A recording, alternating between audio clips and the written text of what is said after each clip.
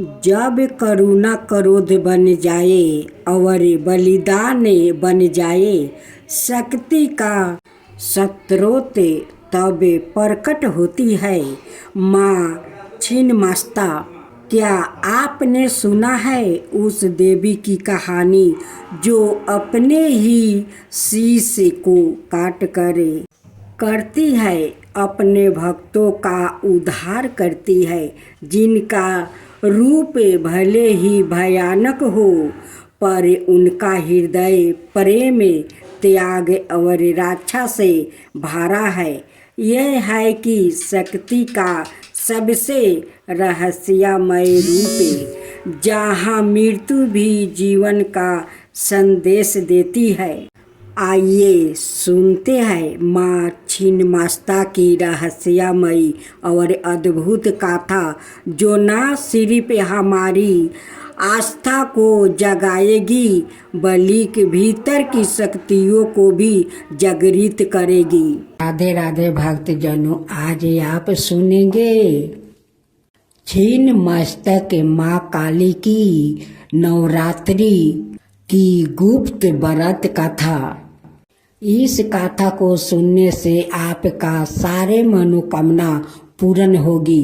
मेरे प्यारे भक्तजनों, आज आप सुनेंगे छिन्नमस्तक काली का व्रत कथा।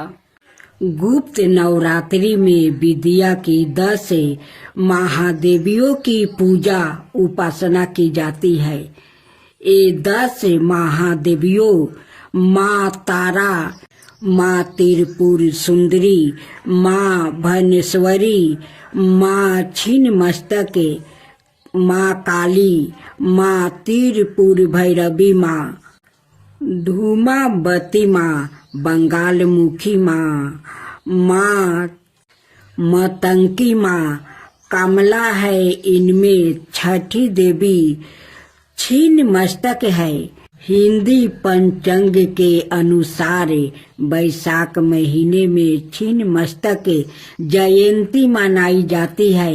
यही गुप्त नवरात्रि में भी माँ छिन्नमस्तक की पूजा उपासना की जाती है। संतान शास्त्रों में माँ को सबर सिद्धि पूर्ण करने वाली आदिस्त्री कहा जाता है। माँ की श्रद्धा पूर्वक पूजा करने से साधक की सभी मनोकामना पूर्ण होती है। आइए माँ छिन्नमस्तक की उत्पत्ति की कथा जानते हैं।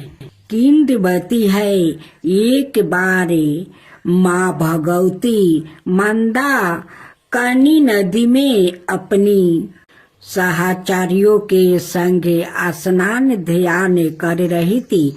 उसी समय माँ की सहचारियों को तीव्र गति से भूख लगी थी। भूख की पीड़ा के चलते दोनों सहचारियों का चेहरा मलिन हो गया।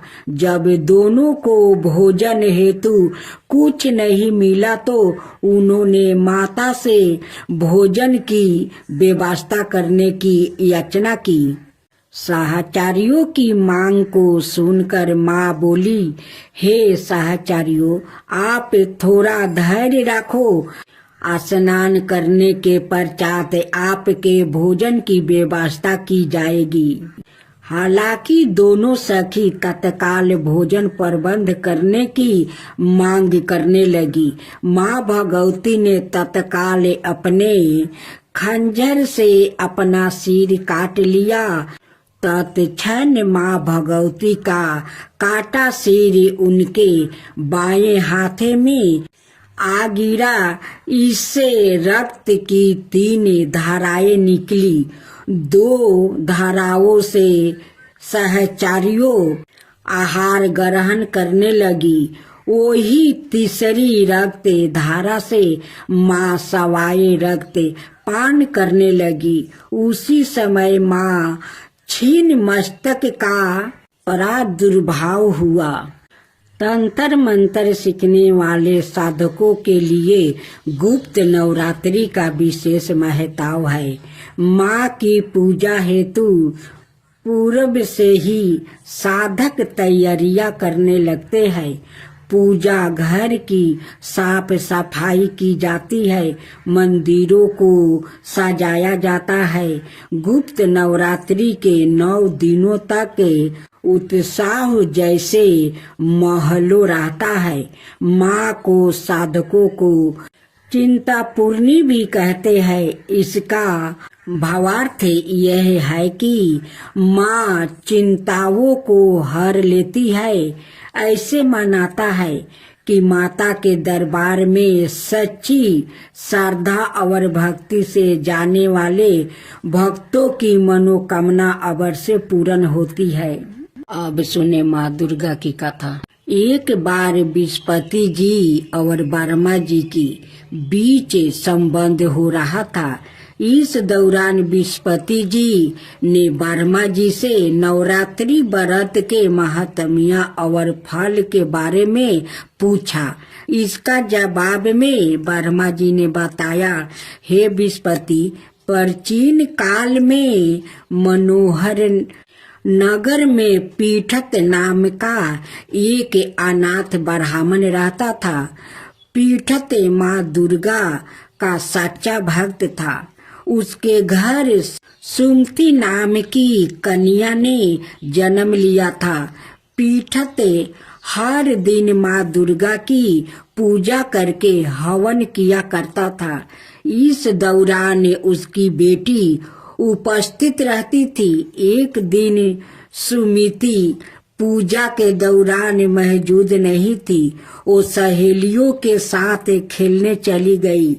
इस पर पीठत को गुस्सा आया और उसने पुत्री सुमिति को चेतावनी दी कि उसका विवाह किसी कुष्ठ रोगी या दरिद्रता मानुष के साथ करवाएगा। पिता की यह बात सुनकर सुमिति आहत हुई और उसने कहा, हे पिता, आपकी जैसी इच्छा हो वैसा ही करो। जो मेरे भाग्य में लिखा होगा वही होगा। सुमिति की यह बात सुनकर पीठत को और ज्यादा गुस्सा आया और उसने पुत्री का विवाह एक कुष्ठ रोगी के साथ करवा दिया। इसके साथ ही पीठत ने अपनी पुत्री से कहा कि देखता हूँ भाग्य के भरोसे रह कर क्या करती हो। पिता के कटुत वचनों से आहत अपने आप को कोसने लगी और अपने पति के साथ वन में चली गई। गरीब बालिका की ऐसी स्थिति देखकर माँ भगवती प्रकट हुई और कहा कि मैं तुम्हारे पूर्व जन्म के कर्मों से प्रसन्न हूँ। इसके साथ ही माँ भगवती ने सुमिति से वरदान मांगने को भी कहा। इस पर सुमिति ने माँ भगवती से पूछा कि आप कौन है। जवाब में माँ भगवती ने कहा कि मैं आदि शक्ति हूँ। आज तुम्हें तुम्हारे पूर्व जन्म का वृत्तांत सुनती हूँ। माँ भगवती ने बताया कि पूर्व जन्म में सुमिति निषाद की स्त्री और पति व्रता थी। एक दिन तुम्हारा पति चोरी की वजह से पकड़ा गया। इसके बाद सिपाहियों ने तुम्हें दोनों पति पत्नी को जेल खाने में कैद कर दिया। तुम दोनों को जेल में भोजन भी नहीं दिया गया। तुमने नवरात्रि के दिनों में ना तो कुछ खाया और ना जल ही पिया। इस तरह 9 दिन तक नवरात्रि का व्रत हो गया। माँ भगवती ने आगे कहा कि तुम्हारे उसी व्रत के प्रभाव से प्रसन्न होकर मैं तुम्हें मनोवांछित वर देती हूँ। तुम्हारी जो इच्छा हो सो मांगो। माँ भगवती की ये बात सुनकर सुमिति ने कहा, हे माँ दुर्गा, मैं आपको प्रणाम करती हूँ। आपसे विनती है कि मेरे पति के कुष्ठ को दूर कर दीजिए। माँ भगवती ने ब्राह्मण की बेटी की इच्छा पूरी कर दी। इसके बाद सुमिति ने माँ भगवती की आराधना की। ब्राह्मण की बेटी की आराधना से खुश होकर माँ भगवती ने कहा कि तुम्हें उदलाय नमक आदि विधिमान धन्यवान कीर्तिवान और जितेंद्रिया पुत्रा होगा। इस वरदान से खुश होकर सुमिति ने माँ भगवती से नवरात्रि के व्रत की विधि और व्रत के फल की जानकारी मांगी। इस पर माँ भगवती ने बताया कि चैत्र या आश्विन मास के शुक्ल पक्ष की प्रतिपाद तिथि से 9 दिन तक व्रत रहे। अगर व्रत नहीं रख सकते हैं तो एक समय का भोजन करे। घट स्थापना करने के बाद मटिका बनाकर उसको हमेशा जल से सींचना चाहिए। विधि अनुसार पूजा करने के बाद पुष्प से अर्घ देना चाहिए।